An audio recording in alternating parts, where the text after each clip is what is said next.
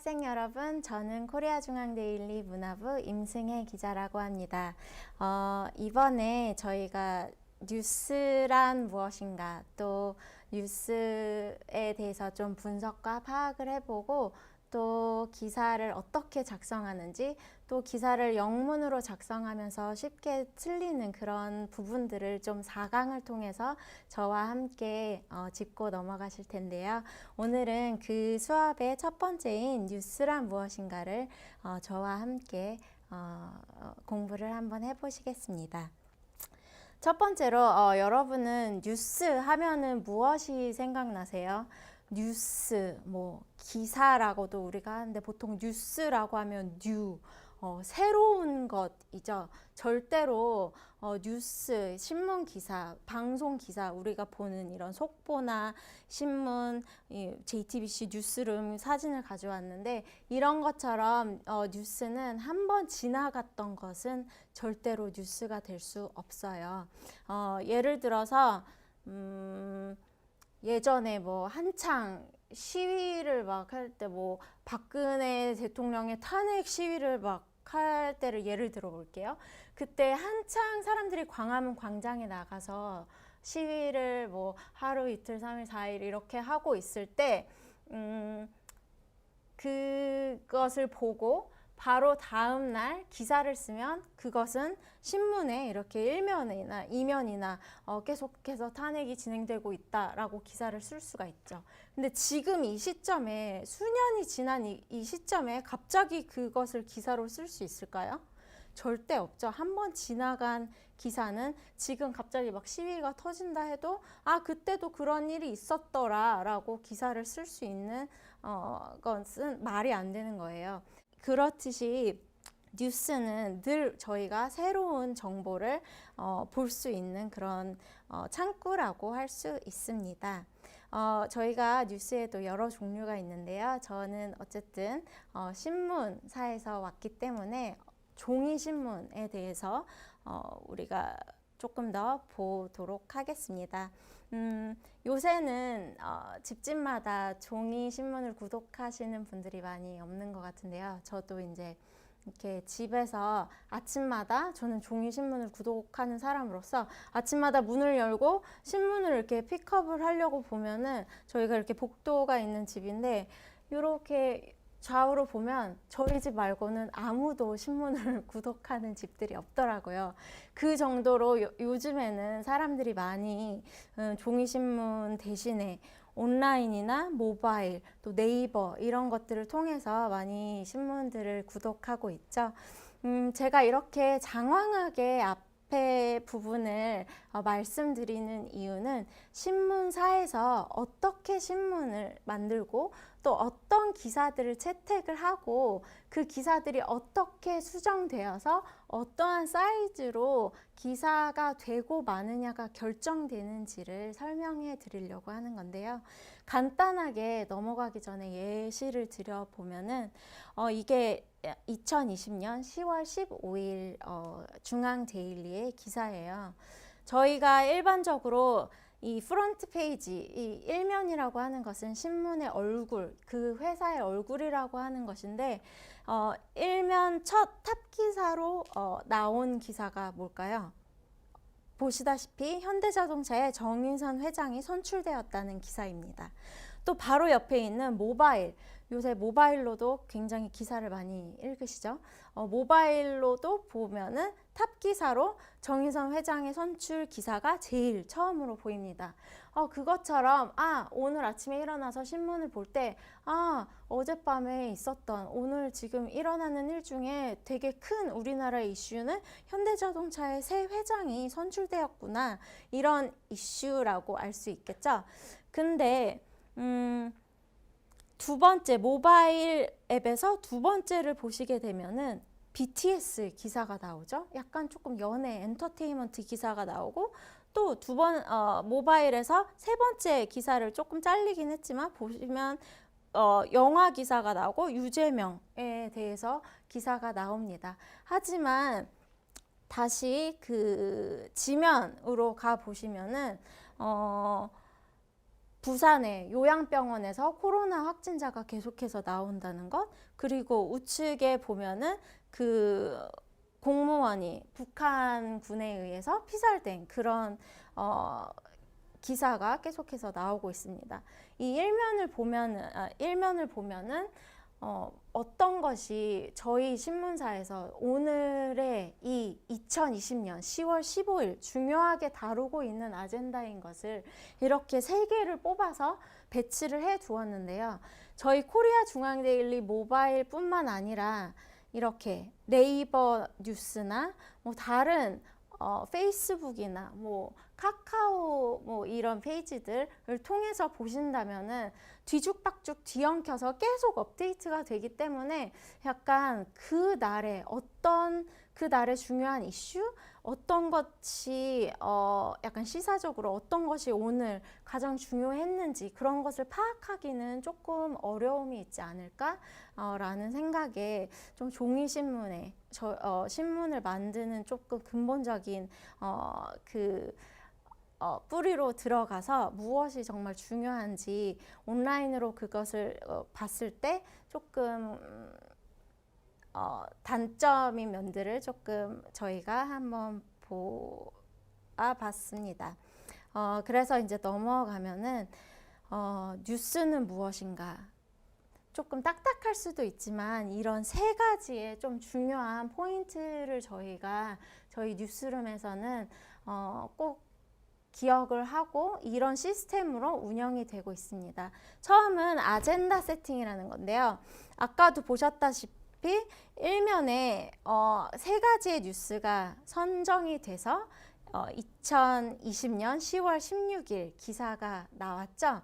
어떤 뉴스를 선택해서 보도할 것인지 결정되고 그 가치를 판단해서 보도될지 아니면 그 기사를 버릴지 이런 것을 결정하는 것이 아젠다 세팅이라고 하는 것이에요.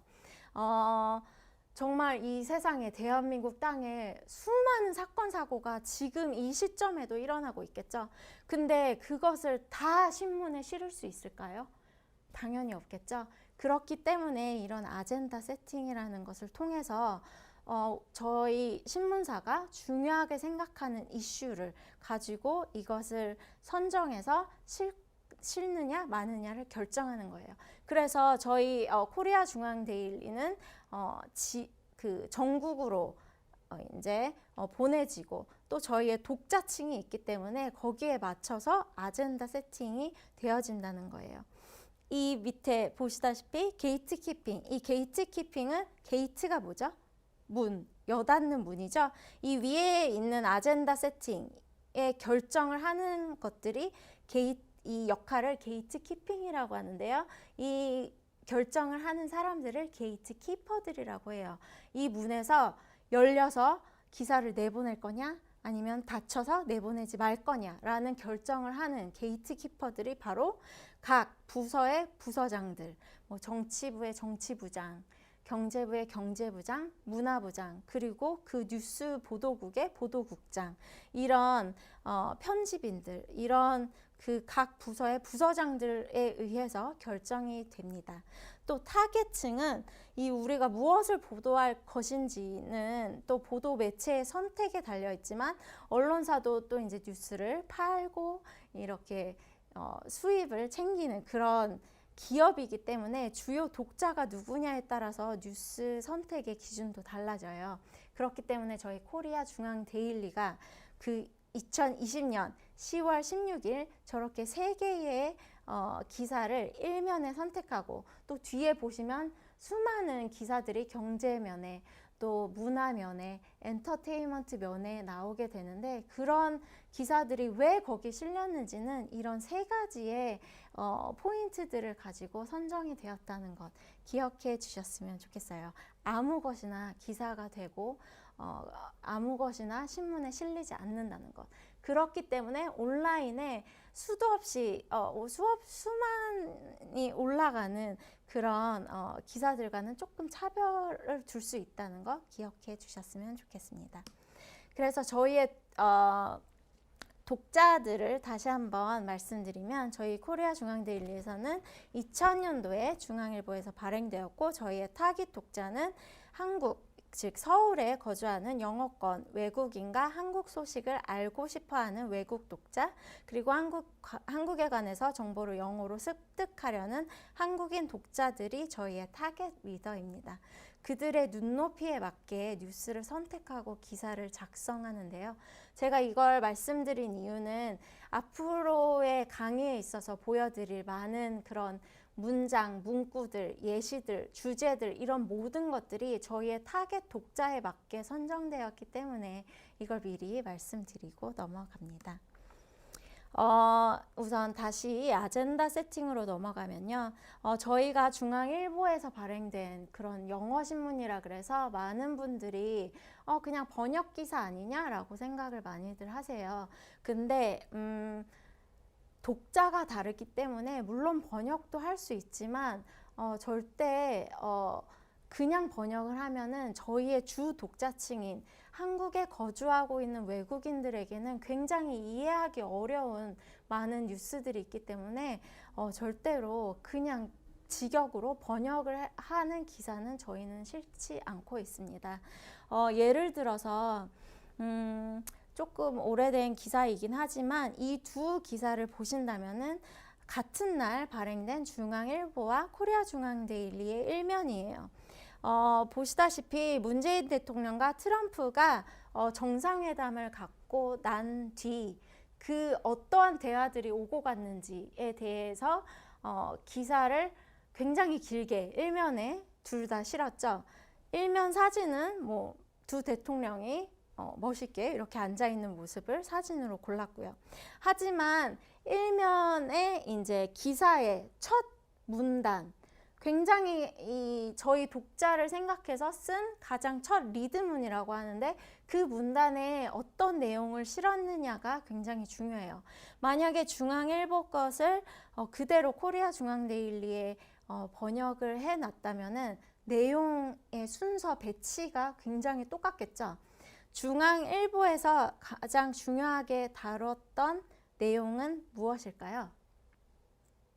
힌트는 헤드라인에 나와 있는데요. FTA 재협상.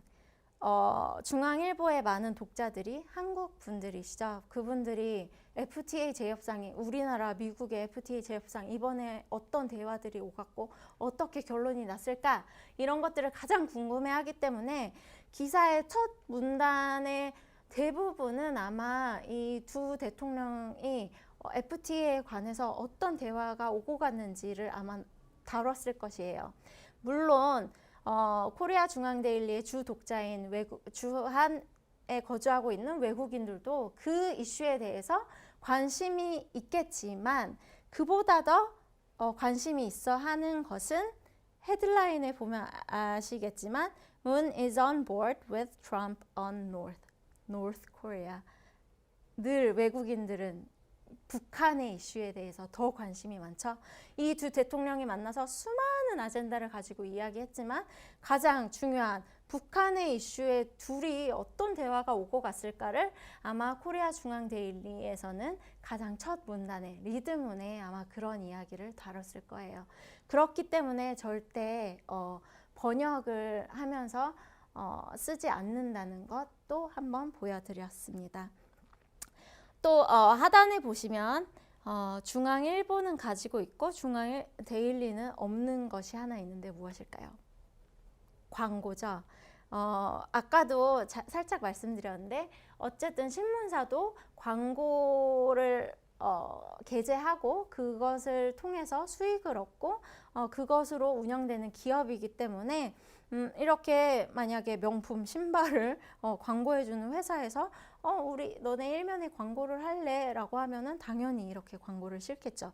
코리아 중앙데일리에서는 이날 광고가 들어오지 않았기 때문에 대신 기사를 채우게 됐는데 이 기사는 뭘까요? 사진으로 아마 자세히 이렇게 들여다보시면 보이실 수도 있겠는데 조선시대에 썼던 그 왕의 어보입니다. 이게 이제 문재인 대통령이 미국에 건너가서 트럼프 대통령을 만나서 이런 회담을 가졌을 때 같이 이제 돌아올 때 가지고 들어온 우리 국가의 귀중한 보물인데요. 이게 어떻게 미국으로 가게 되었고 어떻게 해서 이 보물이 한국에 돌아오게 되었는지, 어떻게 우리나라가 문화재청이 이걸 환수하게 되었는지, 이런 히스토리를 중앙데일리에서는 외국인 독자가 한국과 미국 관계에 대해서, 또 한국의 역사에 대해서, 한국의 전통의 이런 보물에 대해서 조금 더 관심이 있어 하기 때문에, 물론 한국 사람들도 좋아하겠지만 이걸 일면에 이렇게 실었습니다. 만약에 중앙일보에 이런 광고가 없었다면 이 어보가 한국에 이렇게 잘 돌아왔다는 기사가 여기 실렸을까요? 그건 그날에 따라 다르겠지만, 만약에 이날 국회에서 더 중요한 무슨 일정이 있었다? 국회에서 뭐 더 중요한 뭐 어떤 분이 무슨 뭐 어떤 발표를 했다? 그러면 아마 이 어보 기사는 일면에 실리지 않았을 가능성이 훨씬 더 클 것입니다. 이런 식으로 같은 매체라고 볼 수 있지만 뭐 중앙일보와 중앙데일리의 조금 차이점을 또 한번 보여드렸습니다. 다음은 신문, 뉴스, 이것의 종류에 대해서 말씀드릴 텐데요. 스트레이트 뉴스, 피처, 인베스티게이티브 리포팅, 컬럼, 그리고 리뷰라는 기사의 종류가 있어요. 스트레이트 뉴스는 일반적으로 여러분이 많이 네이버에서 짧게 이렇게 네이버 뉴스 들어가시면 짧게 보실 수 있는 단신 뉴스라고 할 수 있고요. 요새는 국문지나 이런 걸 보시면은 스트레이트 뉴스는 많이 볼 수가 없어요. 왜일까요? 왜냐하면 신문은 오늘 있었던 일을 오늘 쓰고 프린트해서 내일 발행이 되기 때문에, 이미 이 IT 강국인, 이 IT가 발달된 나라에서 이미 네이버, 이미 페이스북, 이미 온라인 인터넷에서 다 오늘 무슨 일이 일어났는지 다 아는 상황에서 큰 산불이 있어서 몇 명이 죽었다라고 단신으로 쓰는 이 기사들이 과연 신문에 그렇게 단신으로 나가면 읽힐까요? 전혀 그렇지 않겠죠. 그래서 요즘에는 이런 단신에 살을 덧붙여서 조금 더 분석 뉴스나 피처 뉴스나 뉴스 애널리시스라고 하는 조금 더 분석적인 그런 기사들이 많이 실리고 있는 추세입니다. 어쨌든 저희는 그래도 코리아 중앙 데일리는 주한 거주하고 있는 외국인들이 저희의 주 독자고, 그분들은 아무래도 막 네이버에 들어가서 한국말로 이렇게 뉴스를 읽을 수 있는 분들이 많이 있지 않기 때문에, 그래도 종이 신문에도 많이 이렇게 좀 단신 기사를 싣고 있어요. 단신 기사의 차이는 여기 예시로 보여드리는 것과 마찬가지로 예를 들어서 정부가 코로나의 그 소셜 디스턴싱 리스트릭션을 1단계로 완화하여서 발표를 했다, 정부가 월요일 날. 이런 스트레이트 뉴스, 단신 뉴스, 굉장히 그냥 간결하고 간단한 정부가 뭐라 발표를 했다. 그래서 어떻게 바뀔 것이고 어떻게 카페나 레스토랑들은 이렇게 월요일부터 바뀔 것이다 라는 발표의 그런 기사가 단신이 될 수 있겠죠. 그 다음에 피처 스토리를 보면요, 제가 지면을 이렇게 PDF로 캡처해서 보여드리는데요. 아까 단신은 굉장히 리드문만 보여드린 거긴 하지만 굉장히 짧은 기사라고 한다면, 피처 뉴스는 거의 전면으로 들어가는 굉장히 이야기, 스토리텔링이 되는 그런 뉴스라고 할 수 있어요. 왼쪽에 보시면 좌측은 사법고시 폐지 후에 뭐 고시원들이 굉장히 텅텅 비게 된 그런 신림동 고시촌의 문제를 가지고 한 건축가 분께서 이걸 어떻게 해결하면 좋을까라는 고민 끝에 좀 소셜 하우징 이런 아이디어를 착안하셔서 발표를 하신 것을 어떻게 알게 돼서 이런 피처 스토리를 쓴 거예요. 그러면은 그냥 이 건축가가 이런 소셜 코쉐어링, 코하우스 이런 건축 하우스를 만들고 있어. 고시원들을 새롭게 건축하고 있어. 이게 뉴스가 아니라 처음부터 약간 히스토리, 이 신림동이라는 게 왜 고시촌이 되었는지 외국인한테는 굉장히 좀 신비하고 재미난 이슈가 될 수 있겠죠. 그런 히스토리부터 시작해서 이 사람이 왜 이렇게 하게 됐는지, 또 왜 사법고시가 폐지가 되었는지까지 굉장히 길게 스토리텔링을 할 수 있는 피처 기사가 될 수 있겠습니다. 또 우측을 보시면 용산 미군기지가 이전한다는 뉴스가 나왔죠.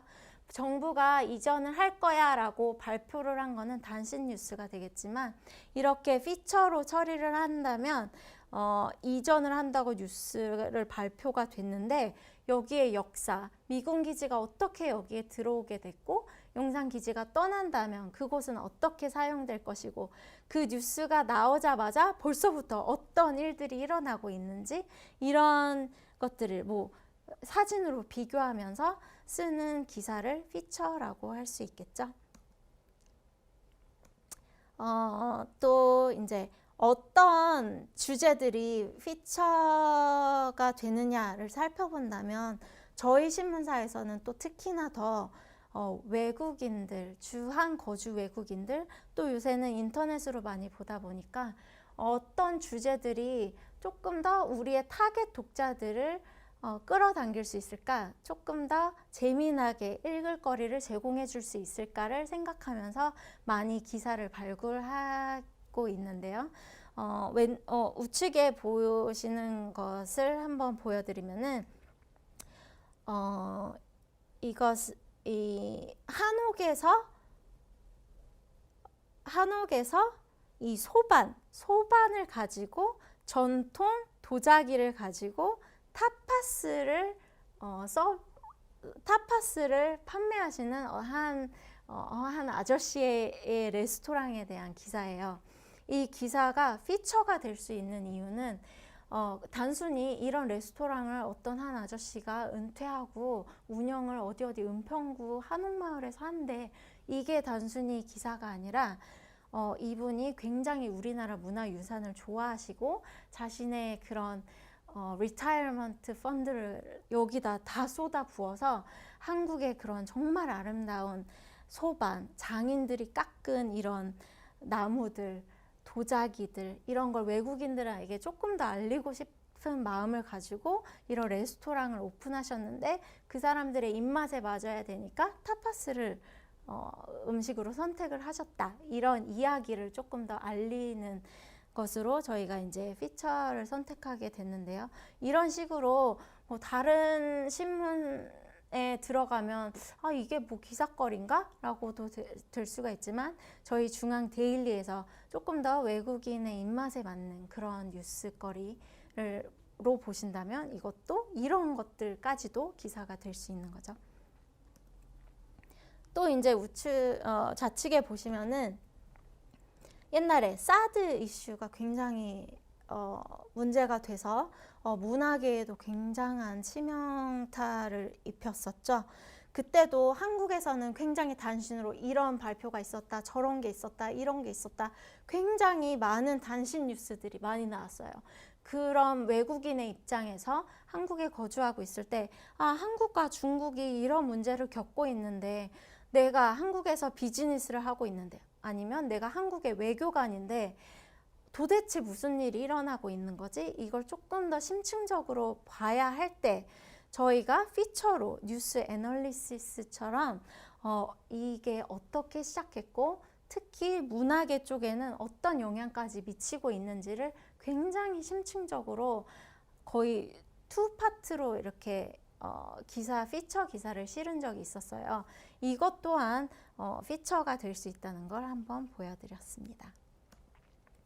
또 investigative reporting이라는 이 세 번째 포인트가 있는데요. 이거는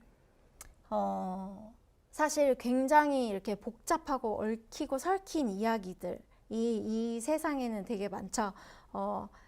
근데 이제 예를 들어서 이런 investigative reporting은 잠복, investigation이란 단어에서 나온 것처럼 기자가 약간 기자임을 밝히지 않고 잠복해서 혹은 굉장히 민감한 이슈에 내가 기자야, 나 기자인데 나에게 이런 인터뷰를 해줄래? 라고 하면 당연히 아니에요, 취재 안 해요, 응하지 않아요 라고 거부를 하겠죠.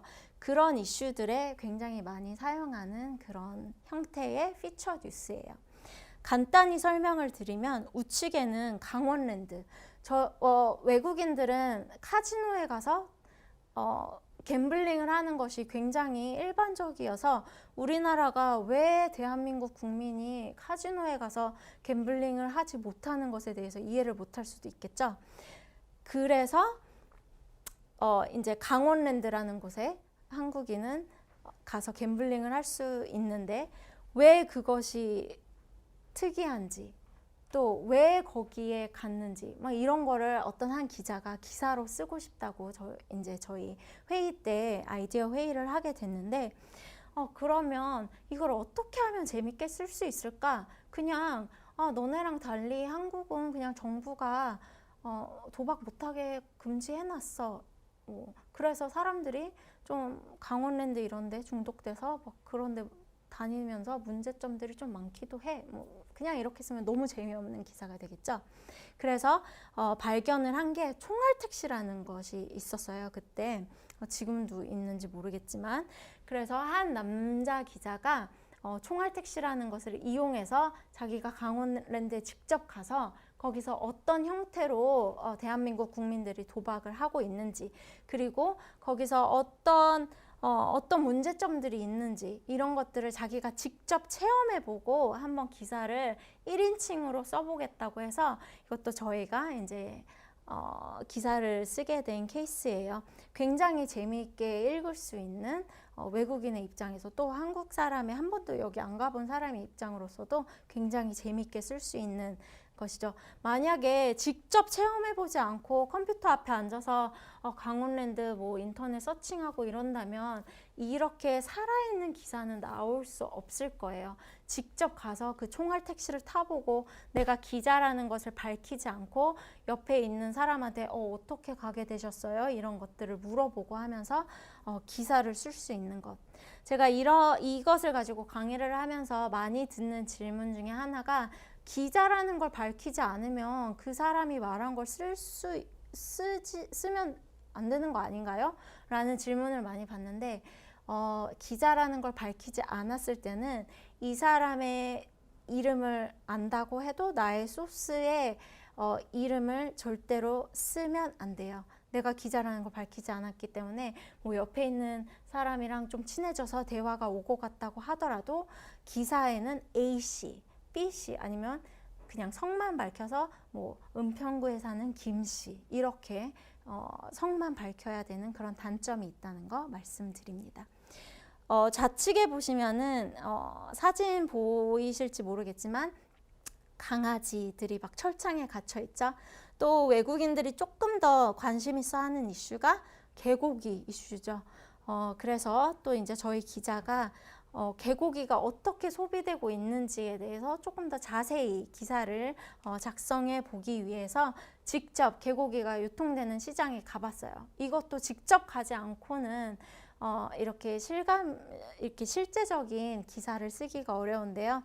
이것도 인베스티게이티브 리포팅이라고 부르는 이유는 기자가 기자인 걸 밝히지 않고 그 시장에 가서 직접 본인이 개고기를 사는 사람처럼 행동했기 때문이에요. 이렇게 한 이유는 제가 기자인데요. 그 판매하는 판매원에게 언제부터 판매를 하기 시작하셨어요? 이렇게 물어보면 절대 취재에 응하지 않기 때문에 사는 사람처럼 한 다음에 그런 질문들을 던져서 대답을 얻어내고 그 뒤에 그냥 뭐 무슨 개고기 집에 어떤 판매원이 이렇게 말씀을 하셨다라고 쓸 수밖에 없는 그런 기사들을 많이 인베스티게이티브 리포팅으로 처리를 하고 있습니다. 그 다음에는 이제 칼럼과 리뷰가 있는데요. 여러분도 아시다시피 신문 기사, 뉴스라는 것은 절대로 한 편에 치우치면 안 되는 거죠.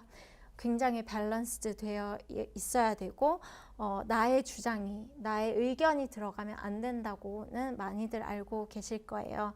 하지만 이 마지막 두 개, 칼럼과 리뷰, 뭐 오피니언이나 이런 것들은 마음껏 쓰는 사람, 쓰는 기자, 쓰는 기고하는 사람의 그런 의견이 굉장히 많이 들어가 있는 그런 기사의 형태입니다. 제가 이게 웹 캡처를 해봤는데요. 에디토리얼 페이지가 있고 칼럼이 있고 여기서 보시다시피 사진이 많이 없죠. 왜냐하면 자기의 생각을 정부가 이런 발표를 했는데 내 생각에는 이래 저래 뭐 그냥 일반 시민이 쓰는 게 아니라 굉장히 고위직에 있는 뭐 예를 들어서 서울대 경제학과 교수님이시거나 뭐 어디 고위 공무원 자기 이름을 걸고 이렇게 이름이 딱 여기 나와 있죠. 자기 이름을 걸고 자기의 의견을 이렇게 쓰시는 거죠. 뭐 김정은이 이렇게 해서 딜레마에 빠져 있다. 혹은 정부를 굉장히 비판하는 그런 글들도 이 오피니언이나 칼럼에 굉장히 많이 볼 수 있고요. 또한 자기의 의견이 많이 들어가 있는 것들이 또 리뷰 기사죠. 여기 저희 에디터 중에 하나가 최근에 LG 플러스에서 새로 나온 AR 안경을 쓰고 이것이 좋았냐 말았냐, 이것으로 공연을 보니까 정말 실감이 나더라, 혹은 이걸로 보니까 뭐 볼만은 한데 좀 어지럽더라, 이런 식으로 자기의 의견을 넣어서 기사를 또 작성을 하는 게 리뷰 기사죠. 만약에 이게 일반적인 단신 기사였다면 LG U+가 언제 어디서 이런 신제품을 발표했고 이런 기능들은 어떻고 이건 얼마고 이게 기사가 됐지, 이게 좋대더라 나쁘다더라 이런 건 절대 들어가면 안 되겠죠. 리뷰 태그를 달고 의견을 다는 기사가 리뷰 기사라는 것. 또 리뷰를 많이 쓰는 게 뭐 저희 문화부에서 영화나 공연이나 이런 이건 최근에 삼진그룹 영어 토익반 이 시사회를 보고 저희 영화 기자가 쓴 영화 리뷰 기사입니다. 이런 것들은 당연히 이 영화가 어땠다, 감독이 이번엔 좀 뭐 망한 것 같다, 뭐 이런 식으로도 충분히 자기 의견을 드러낼 수 있는 그런 리뷰 기사입니다. 첫 시간은 여기까지고요. 두 번째 강의에서는 기사 작성 방법에 대해서 조금 더 자세히 알아보도록 하겠습니다. 감사합니다.